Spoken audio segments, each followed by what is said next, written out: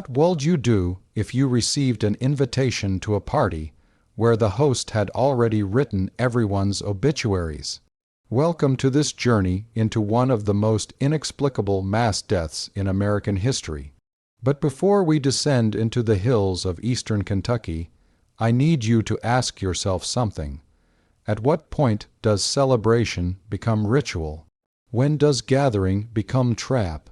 Tell us where you're watching from right now, and whether you believe that some places can be poisoned by intention, because by the end of this account, you may question everything you thought you knew about coincidence, about community, and about the fine line between superstition and survival.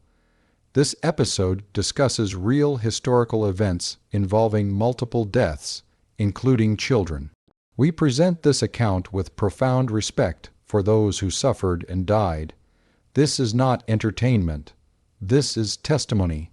The details included serve understanding, not sensationalism, but they are disturbing. Viewer discretion is strongly advised. In the archives of Pike County, Kentucky, there exists a collection of 23 death certificates, all dated March 14, 1923. All list the time of death as 12:03 in the morning. All were signed by the same physician, Dr. Samuel Hewitt, who would himself be dead by dawn, his own certificate left unsigned. 23 people, one moment, one impossible synchronicity that destroyed an entire community and left questions that still echo through those mountains a century later. What you're about to discover is a mystery that erased a town from the map, where a birthday celebration became a mass grave, where every guest arrived alive and not one left breathing. This isn't just history. This is a question about fate, about poison, both chemical and spiritual, about whether some gatherings are meant to happen, or meant to be avoided at all costs. It was the year 1923. The nation was roaring into the Jazz Age, Prohibition was failing spectacularly, and America was drunk on prosperity and illegal liquor. But in the remote hollers of Pike County, Kentucky, prosperity was a rumor and liquor was the least dangerous thing you could drink. Here, in valleys so deep the sun barely touched them even at noon, communities existed in pockets of time, neither fully of the present nor able to escape the past. And in one such pocket, in a town called Ashford Hollow, a place you won't find on any modern map, 23 people accepted an invitation that would become their death sentence. But this is where the story takes its first dark turn, because every single one of them knew something was wrong. Every single one of them had a reason to stay away, and every single one of them came anyway. Ashford Hollow existed in the crease of two mountains, a place where water pooled and fog never quite burned away. The town, if you could call 37 buildings and 109 souls a town, had been founded in 1868 by Jeremiah Ashford, a Union sympathizer who'd fled deeper into the hills to escape Confederate retaliation. The land he'd claimed was land no one else wanted. Rocky, acidic soil that fought every attempt at farming, shadowed by peaks that seemed to lean inward like conspirators sharing secrets. The people who settled there did so because they had nowhere else to go. Families with names that appeared on no census, people escaping debts or crimes, or pasts too heavy to carry in the light. By the time 1923 rolled around, Ashford Hollow had the feel of a place that existed by accident, that might disappear if anyone paid too much attention to it. The air there had a weight to it, not humidity exactly, though the moisture was constant, but something denser. Visitors to the hollow, the few who came, always commented on it. The way conversations seemed to drop into silence mid-sentence. The way dogs wouldn't bark. The way even the birds sounded muted, as if the valley itself absorbed sound, hoarded it, kept it pressed close like a terrible secret. Eliza Brennan felt that weight every day of her 42 years. She'd been born in the Hollow, delivered by her grandmother in the same cabin where she now slept alone. Her husband Thomas buried 5 years past after the mine collapse that had taken 11 men and left the Hollow's economy in ruins. She had 3 children, Margaret, 19, James, 16, and little Sarah, who would turn 9 years old on March 13, 1923. Sarah Brennan was known for 2 things: her laugh, which somehow managed to echo even in that sound, swallowing valley, and her peculiarity. The child saw things, people whispered, spoke to things that weren't there. Once, at age 4, she'd stood in the middle of the dirt road and refused to let the Hendersons' wagon pass, screaming that there was a man in the wheel. They'd thought it the tantrum of a child until the wheel had shattered 200 yards later, sending Martha Henderson into a ditch that broke her collarbone in 3 places. After that, people watched Sarah Brennan with a mixture of reverence and unease. The invitation arrived on March 1, 1923, a Wednesday when winter still gripped the Hollow with frozen fingers. Eliza found it on her porch, tucked under a stone, no footprints in the snow leading to or from it. She would later testify, though she couldn't explain how that was possible. The paper was heavy, expensive, the kind that had no business in Ashford Hollow. The script was immaculate, written in ink so black it seemed to drink the light. You are cordially invited to celebrate the 9th birthday of Sarah Brennan, March 13, 1923, 8 o'clock in evening at the home of Eliza Brennan, Ashford Hollow, Kentucky. Your presence is essential, your absence would be noted. Eliza read it 3 times, her breath forming clouds in the morning cold. She hadn't planned a party, couldn't afford one. The Hollow was barely surviving. The mine closed, families getting by on hunting and the meager crops they could coax from that stubborn earth. A party was an extravagance, a cruelty even, when neighbors were measuring flour by the spoonful. But it was the last 2 lines that made her hands shake. Asterisk, your presence is essential, your absence would be noted. Asterisk, not requested, not hoped for, essential. And that word noted, it carried a threat, subtle but unmistakable. She should have burned it. Should have kept Sarah inside, canceled everything, told the Hollow that there would be no party, no celebration, no gathering. But Eliza Brennan, like everyone in that valley, understood the weight of obligation in a place where community meant survival. You didn't refuse invitations. You didn't break social contracts. In Ashford Hollow, isolation meant death. If not immediate, then eventual, when winter came or sickness struck or the well ran dry. So she began to prepare. 17 other families received identical invitations. 17 other families felt that same crawling unease when they read the words. And 17 other families, despite their misgivings, began to prepare as well. The Mitchells received theirs on the same morning. Franklin Mitchell, a man of 56, whose back had been bent permanently by years in the mines, found his invitation wedged in the gap between his door and frame. His wife, Ruth, read it over his shoulder and immediately began to weep. "We can't go," she whispered. "Franklin, we can't. We have to," he replied, and there was something in his voice, not quite resignation, but recognition. The recognition of a man who'd seen the shape of his fate and found no way to step around it. The Prices, the Hendersons, the Coopers, the Dawsons, one by one, the families of Ashford Hollow received their summons. Because that's what it was, they understood, not an invitation, a summons. Young Thomas Price, only 14, told his mother he'd dreamed about the party 3 nights running. In the dream, they all arrived at the Brennan cabin dressed in their finest clothes. They ate and drank and laughed, but their laughter had no sound. And at midnight, exactly midnight, everyone simply stopped, froze in place like dolls, their eyes still open, their mouths still shaped around silent words. His mother slapped him for speaking such darkness. Then she held him and cried because she'd dreamed it too.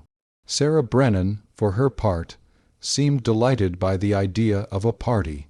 She spent the days leading up to March 13th in a state of pure joy, singing to herself as she helped her mother clean the cabin, gathering wildflowers that somehow bloomed despite the frost, talking constantly about how wonderful it would be to have everyone together.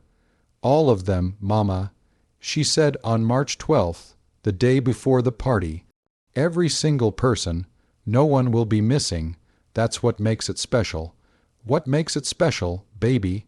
Eliza asked, though part of her didn't want to know the answer. Sarah looked at her with those two old eyes, eyes that had always seemed to see past the surface of things into some deeper truth. Because it's the last time, she said simply, the very last time we'll all be together. That makes it important, doesn't it?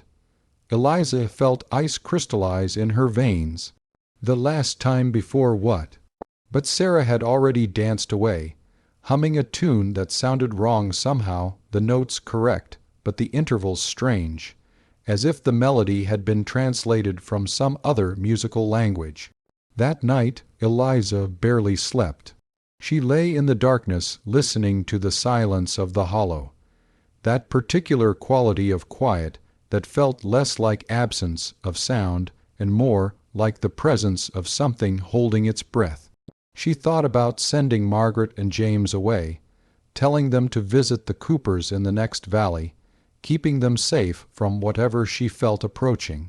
But she knew, with a certainty that lived in her bones, that it wouldn't matter. That distance was no protection from what was coming. At dawn on March 13th, 1923, Sarah Brennan turned 9 years old. She woke singing.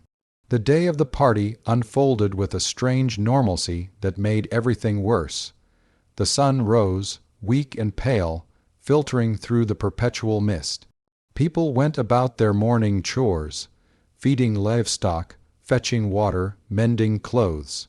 But everyone moved with the mechanical precision of actors in a play, going through motions they'd rehearsed 1,000 times while their minds churned with dread. Dr. Samuel Hewitt made his rounds that morning, visiting 3 patients in the hollow.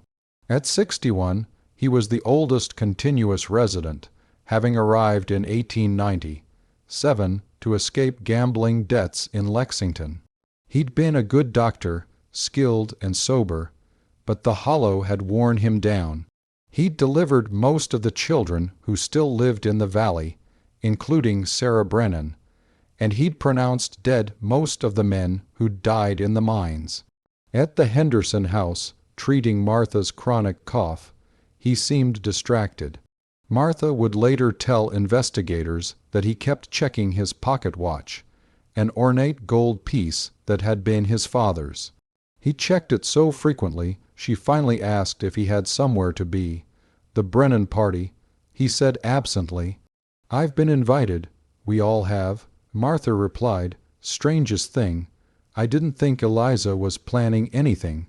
Dr. Hewitt looked at her then, and Martha said his eyes held something she'd never seen before, not fear exactly, but a kind of terrible knowing.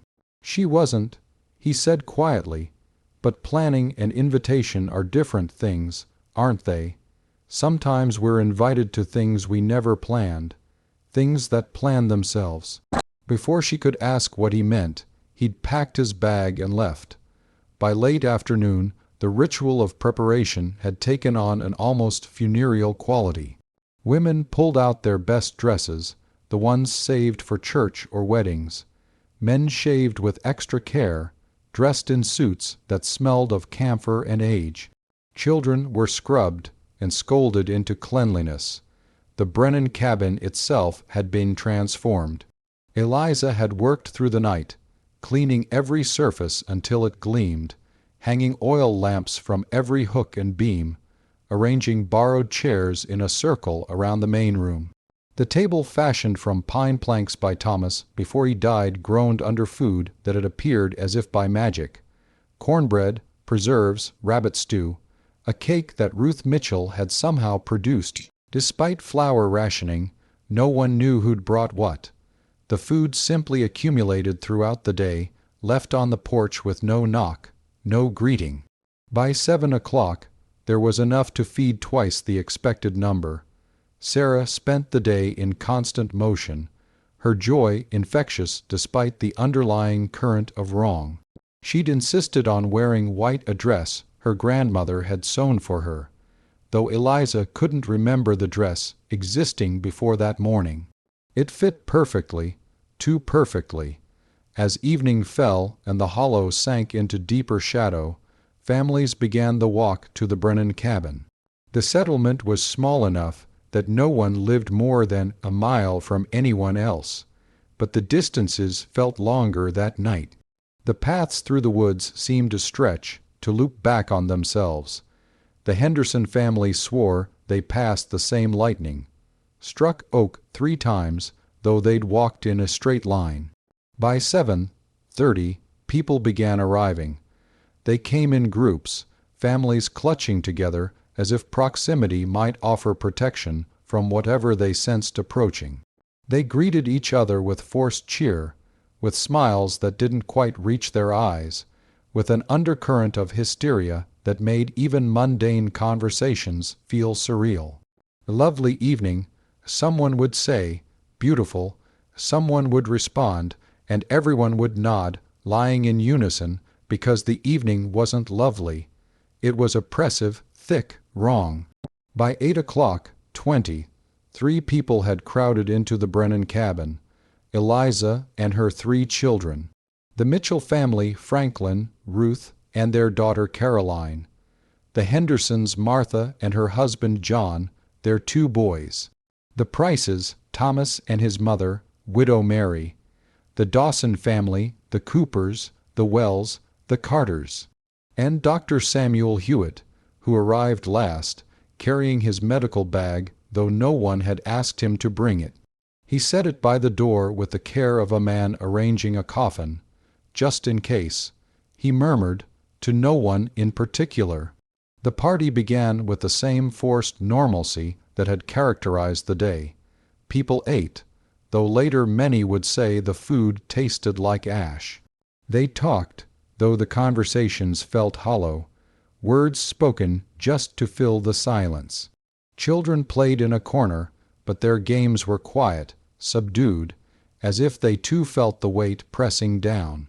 Sarah remained the brightest point in the room, moving from guest to guest, thanking them for coming with a solemnity that seemed far too old for her years. To each person, she said something specific. To Franklin Mitchell, thank you for being brave. To Martha Henderson, I'm glad you came, even though you wanted to run. To young Thomas Price, the dream was true, but not the way you think.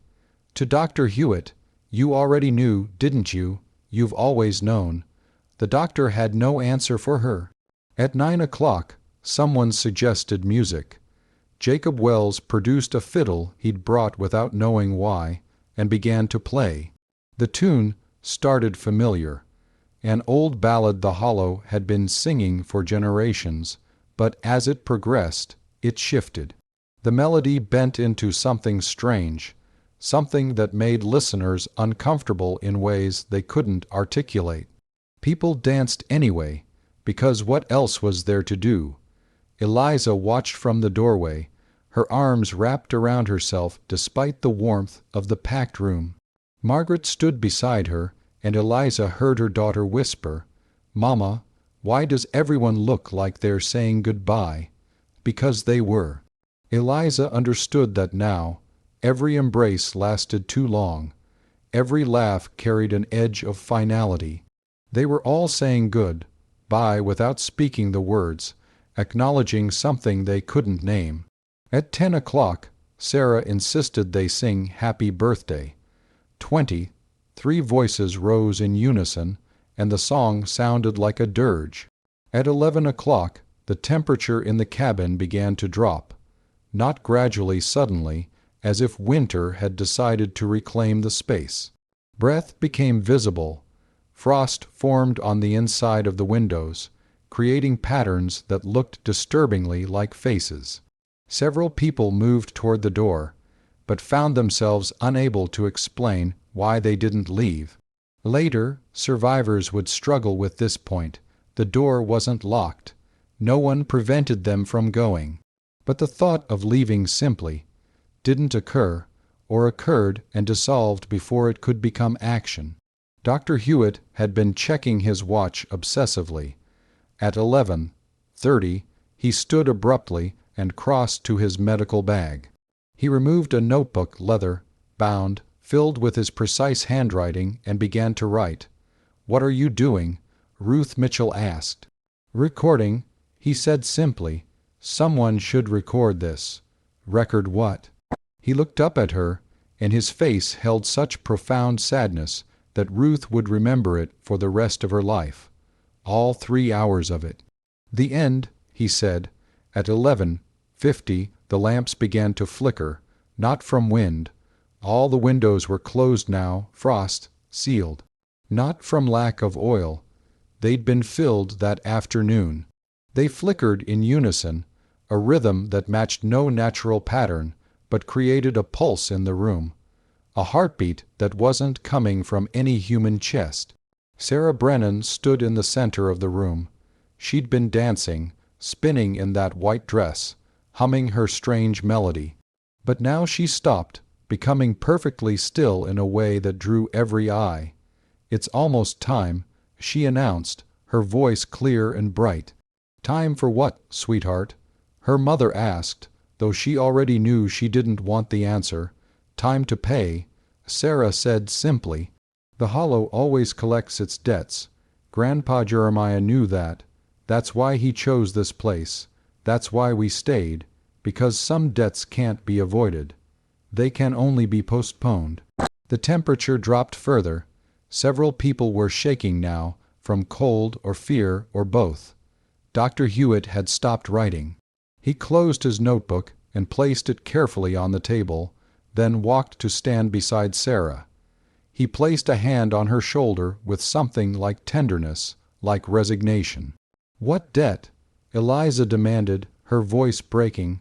"What are you talking about? Sarah, you're scaring me." Sarah looked at her mother, and for a moment, just a moment, she looked like the 9-year-old child she was supposed to be. Tears filled her eyes.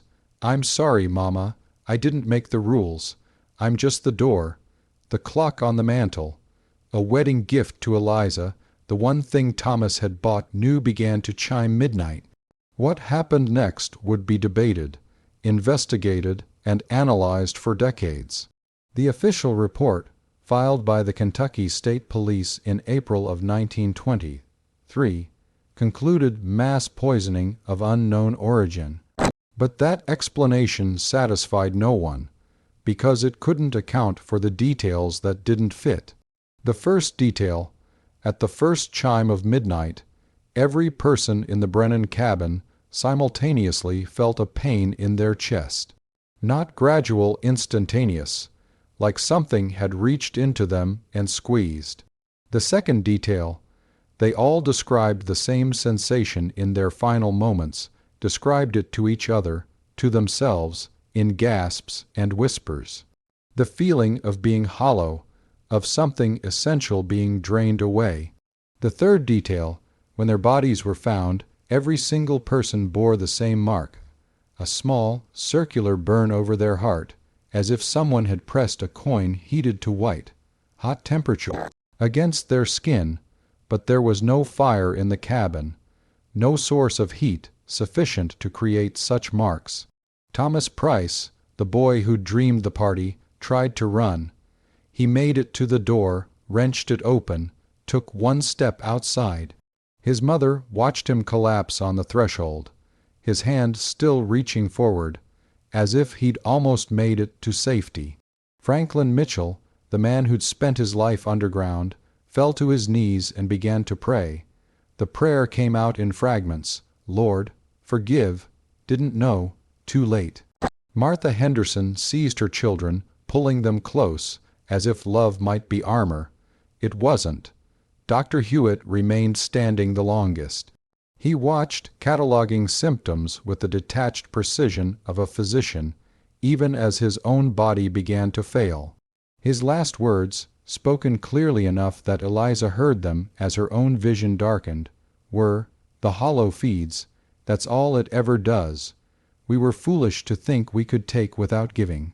And Sarah Brennan, the birthday girl, the child who'd invited them all, stood in the center of the room with her arms outstretched, tears streaming down her face, repeating the same words over and over, "I'm sorry, I'm sorry, I'm sorry, but it had to be everybody. That's the only way it works. It had to be everybody." By 12:03 in the morning on March 14th, 1920, three people were dead. The cabin sat in darkness, the lamps having all guttered out at the moment of the last death. Frost had crept over every surface, creating a crystalline shell that preserved the scene like an insect in amber. Bodies remained where they'd fallen, some sitting, some kneeling, some collapsed in twisted positions that suggested they'd fought the invisible force that killed them. The only sound was the ticking of the clock, which continued its mechanical journey through time, indifferent to the carnage it had measured. Outside, the hollow itself seemed to exhale. The oppressive weight that had hung over the valley for as long as anyone could remember lifted. The air became breathable again. The birds, silent for so long, began their preed, en chorus, but there was no one left to notice. The discovery came at dawn.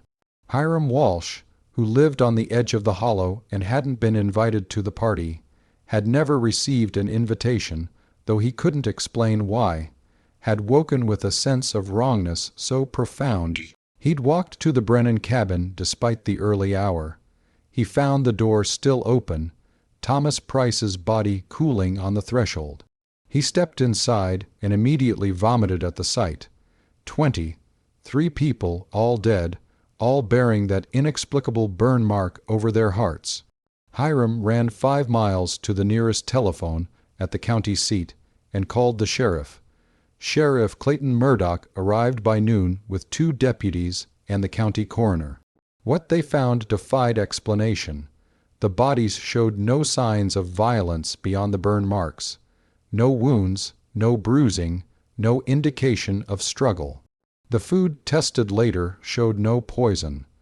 The air in the cabin, analyzed by state authorities, contained nothing unusual.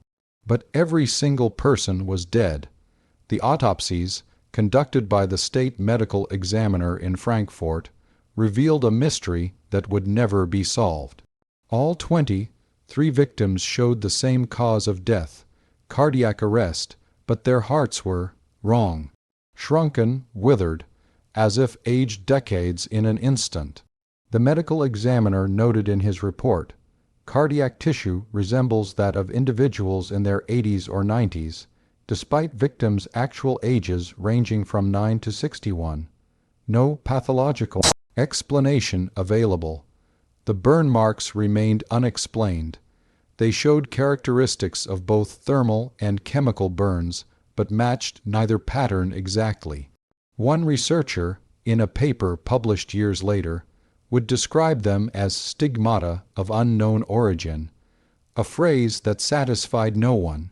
Dr. Hewitt's notebook, found on the table where he'd left it, contained his observations up until 11:55. His final entry read, "The child says we're paying a debt. When I delivered Sarah 9 years ago, her umbilical cord was wrapped around her neck 3 times. She should have been stillborn, but she breathed. She opened her eyes and looked at me, and in that moment I knew that something else had looked out through those eyes, something that had been waiting. The hollow takes. That's what Jeremiah Ashford discovered when he came here in 1868, fleeing the war. The land was empty for a reason. The Cherokee wouldn't settle it. The pioneers avoided it. But Jeremiah was Desperate men ignore warnings. He built his house here, planted crops, and the land gave better than it should have. Crops grew in soil that shouldn't support them. Wells never ran dry even in drought. Children were born healthy even when mothers should have died in childbirth. For 5 years the Hollow gave, then it collected. The fever came in 1873, took half the settlement in a week. Jeremiah's wife, his 4 children, his brother's entire family. The Hollow took them all at once, as if settling an account. Every generation since, the same pattern. No si movio, the Hollow takes. Cycles of prosperity and death, spaced just far enough apart that people forget, or convince themselves the pattern is coincidence. But it's not coincidence. It's a contract we never signed but are bound by nonetheless. And Sarah is the door through which the debt is paid. I should have left. We all should have left. But the Hollow doesn't let go easily. It makes leaving feel impossible, makes staying feel necessary, and by the time you realize you're trapped, it's too late. Too late.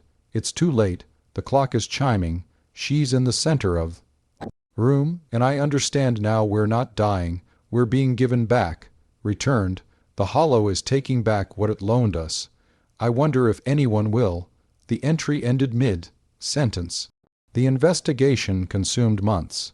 State police interviewed the few residents of Ashford Hollow who hadn't attended the party. Their testimonies were consistent but unhelpful. Yes, everyone received invitations. No, no one knew who sent them. Yes, everyone felt something was wrong. No, no one could explain why they went anyway. When asked about the Hollow's history, residents became vague, evasive. They spoke of prosperity and tragedy in equal measure, but couldn't, or wouldn't see the pattern that Dr. Hewitt had documented. Investigators searched for evidence of a conspiracy, of murder, of mass delusion. They found nothing conclusive. The case file, eventually closed in December 1923, concluded with a note from the lead investigator.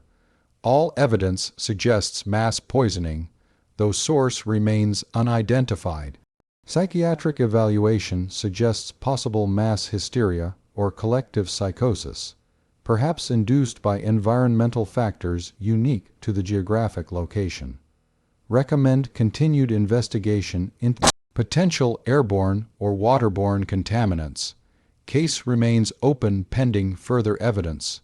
But further evidence never materialized. Ashford Hollow died with its residents. The 16 people who'd survived by virtue of not attending the party, elderly residents too infirm to walk to the Brennan cabin, children deemed too young to attend, Hiram Walsh who'd never been invited, all left within 6 months. They scattered to neighboring counties, to different states, desperate to put distance between themselves and the valley that had taken so many. Most never spoke of what happened. When pressed, they claimed not to remember details, insisted that time had blurred the memories, that the trauma had damaged their recollections. But in private moments, in the years before they died, some of them spoke more freely. Mary Wells, who'd lost her husband and son in the party, gave an interview in 1961, shortly before her death at 83. By then, she was living in a care facility in Ohio, far from the mountains of eastern Kentucky. The interviewer was a graduate student researching Appalachian folklore and oral history. The interview was recorded. The tape still exists in the archives of Ohio State University. People say it was poison. Mary told the interviewer, her voice thin but clear. People say it was tainted water or bad food or some kind of gas from the mines, but I know what it was. I know because I was meant to go that night. I had my dress on, had my coat, was walking to the door, and some feeling stopped me cold, made me take off the coat, sit back down. My husband asked what I was doing, why I wasn't ready. I couldn't explain. I just knew that if I went, I wouldn't come back. He went anyway, took our boy. I let them go because I was too afraid to say why I wanted them to stay. Because saying it out loud would make it real, would mean admitting that something was wrong, and we didn't admit things like that. We just lived with them. The Hollow was wrong from the start. From the moment Jeremiah Ashford settled it, the land didn't want us there, but it was patient. It let us stay, let us build, let us multiply, and then every so often it would collect payment, not money, not labor, life itself.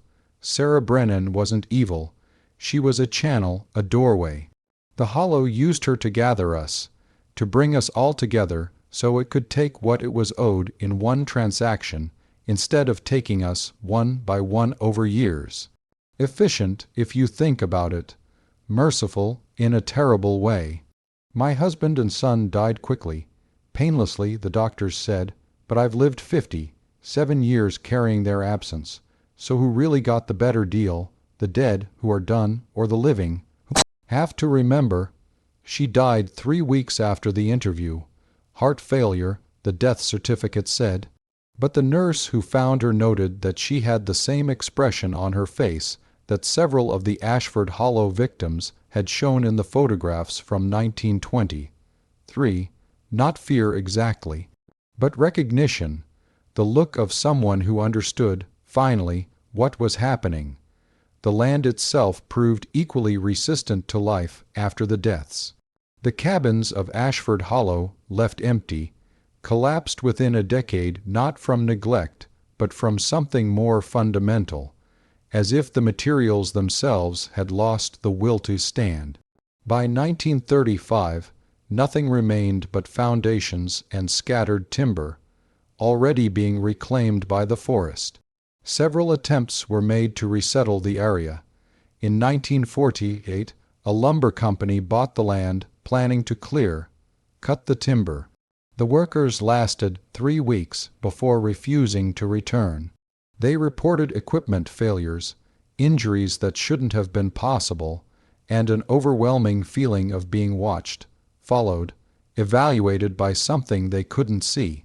In 1969, the state considered using the land for a youth conservation camp. A survey team spent 2 days in the valley and unanimously recommended against it.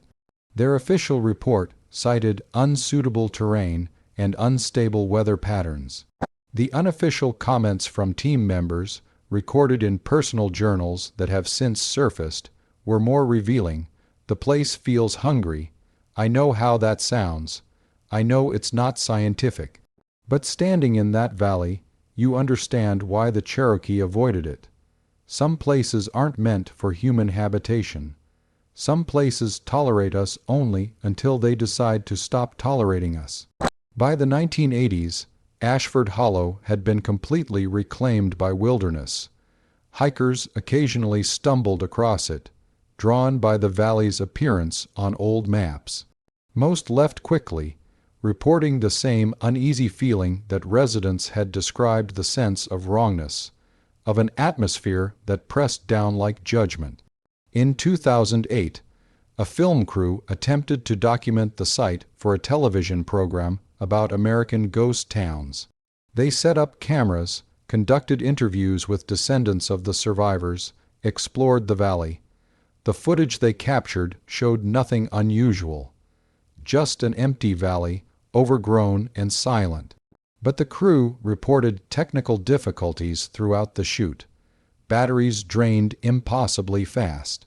Recordings contained static that sounded disturbingly like whispering. Several crew members fell ill with no identifiable cause.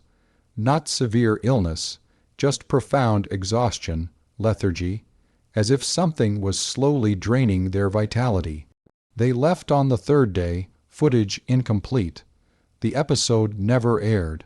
The producer, in an interview years later, said simply, "Some stories don't want to be told." That place made it very clear that it valued its privacy. The mystery of the invitations has never been solved. Handwriting analysis, conducted in the 1920s and again in the 1990s using more advanced techniques, revealed nothing. The script matched no known sample. The paper and ink, while expensive for the time and place, were commercially available, impossible to trace. Several theories have been proposed over the decades. The murder theory, that someone in the hollow had deliberately poisoned the gathering, using the party as cover for mass killing. But this theory fails to explain why the murderer would have killed themselves, or how they administered poison that left no trace in the food or victims' bodies. The environmental contamination theory, that the hollow itself contained some natural toxin, a gas from the mines, a fungus in the soil, something that accumulated in residents' bodies and reached critical mass on the night of the party. But testing of soil, water, and preserved tissue samples has never revealed any such contaminant. The collective hysteria theory, that the community, under extreme stress from poverty and isolation, experienced a shared psychotic episode that manifested as simultaneous cardiac arrest. But this theory cannot account for the physical evidence, the burn marks, the withered hearts, the precise synchronicity of the deaths. The ritual theory, that the community had engaged in some form of folk magic or occult practice that went catastrophically wrong. This theory gained traction in certain circles, particularly after Dr. Hewitt's notebook was made public, with its references to debts and cycles.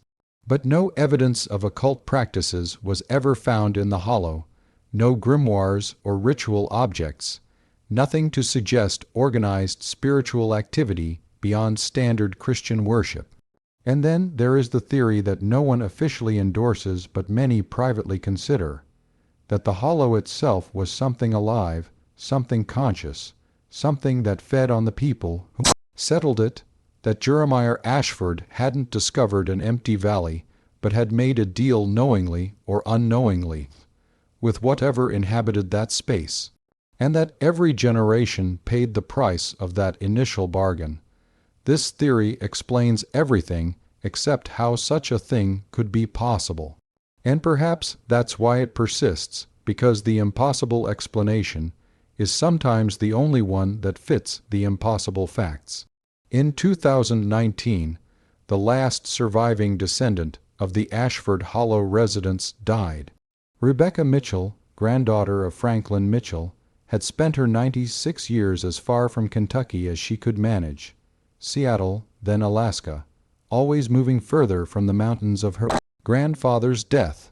Before she died, she gave her papers to the Alaska Historical Society, including letters her grandfather had written but never sent, found among his possessions after the party. One letter, dated March 12, 1923, the day before the party, reads, "Dear Rebecca," addressed to his future granddaughter, unborn at the time if you're reading this, then I'm gone, and if I'm gone the way I think I'm going, then you need to understand something. Need to remember it, pass it down, make sure no one forgets. There are places in this world where the membrane is thin, where something else presses close. Most places, that membrane is thick enough that we never notice, but in the hollow it's paper, thin, has been since the beginning, maybe before the beginning. Jeremiah Ashford didn't found this settlement. He stumbled into a trap that was already set, a trap that had been waiting for someone desperate enough, someone hungry enough, someone willing to ignore the warning signs because they had nowhere else to go. The hollow gives, that's its lure. Impossible fertility in barren soil, health where disease should flourish, prosperity where poverty should reign. It gives and gives and gives until you forget that giving implies taking, until you start to think you deserve what you've been given, that you've earned it through hard work and virtue, and then the bill comes due. I don't know what will happen tomorrow night at Sarah Brennan's party, but I know that everyone received an invitation. I know that everyone feels wrongness, and I know that everyone will go anyway because the hollow has spent 5 years making sure we can't imagine any other choice.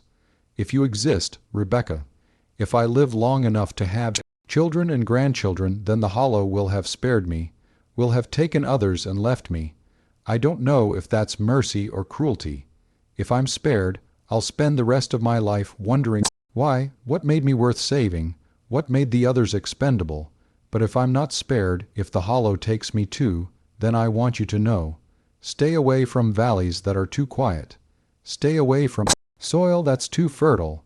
Stay away from places where things work too well, where the impossible becomes routine, where the price is never discussed because everyone's too afraid to acknowledge that price exists.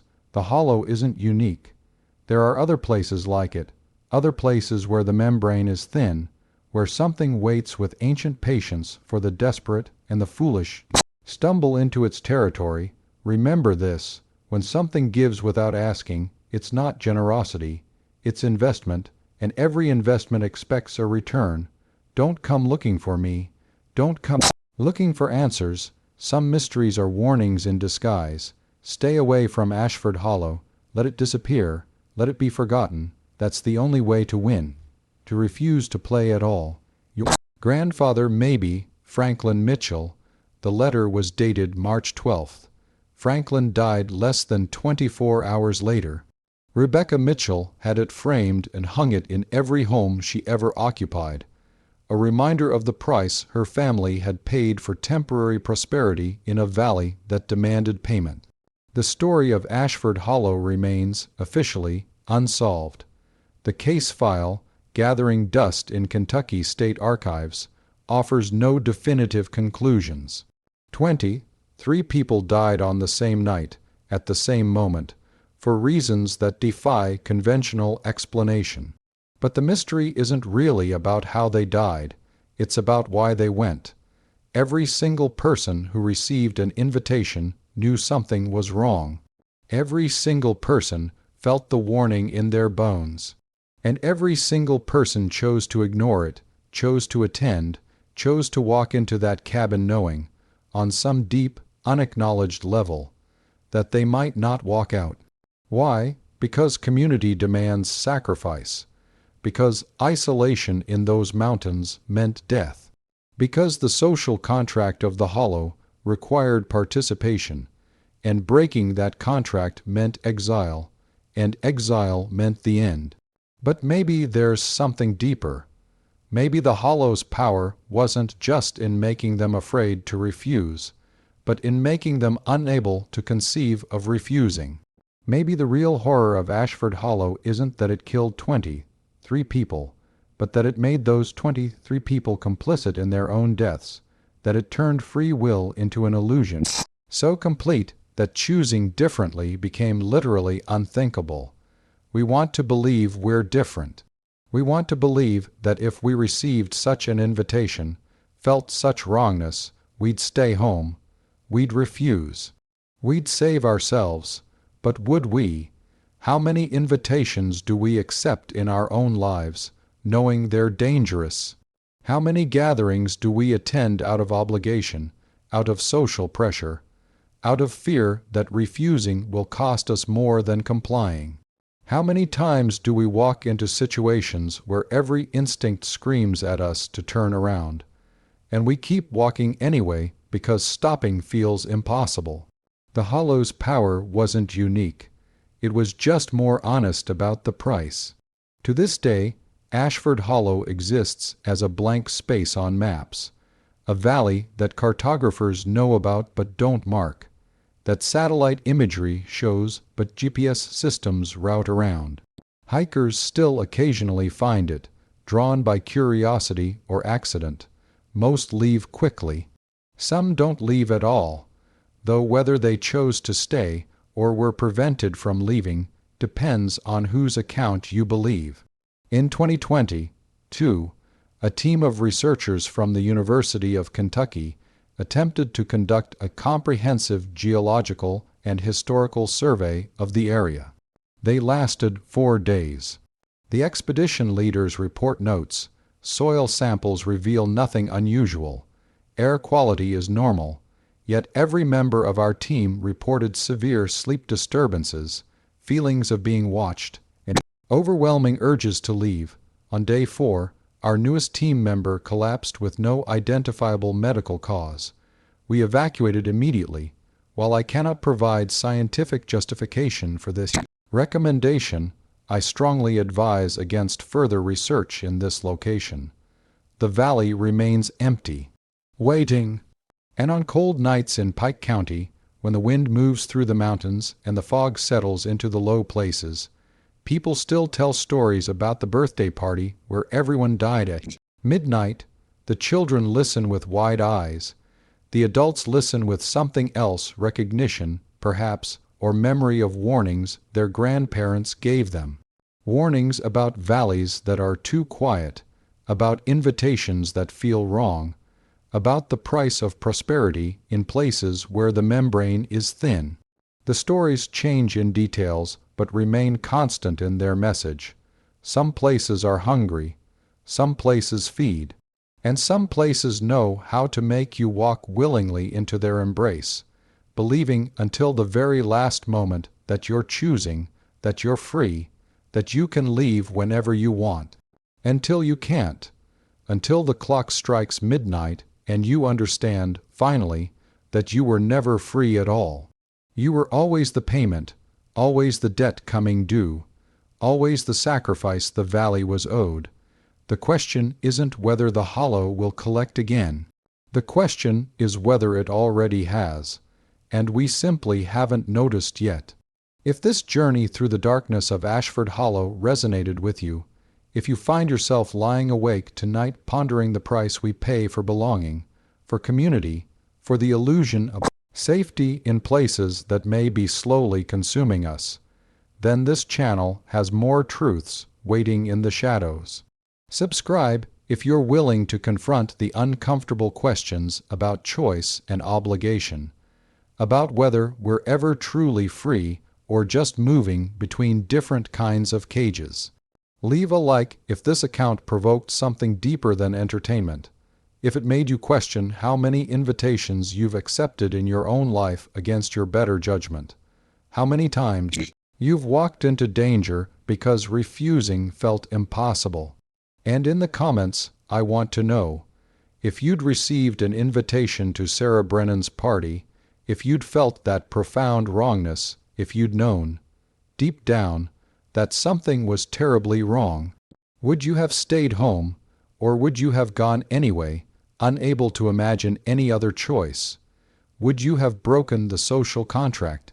Or would you have walked into that cabin, telling yourself you had no choice, right up until the moment the clock struck midnight?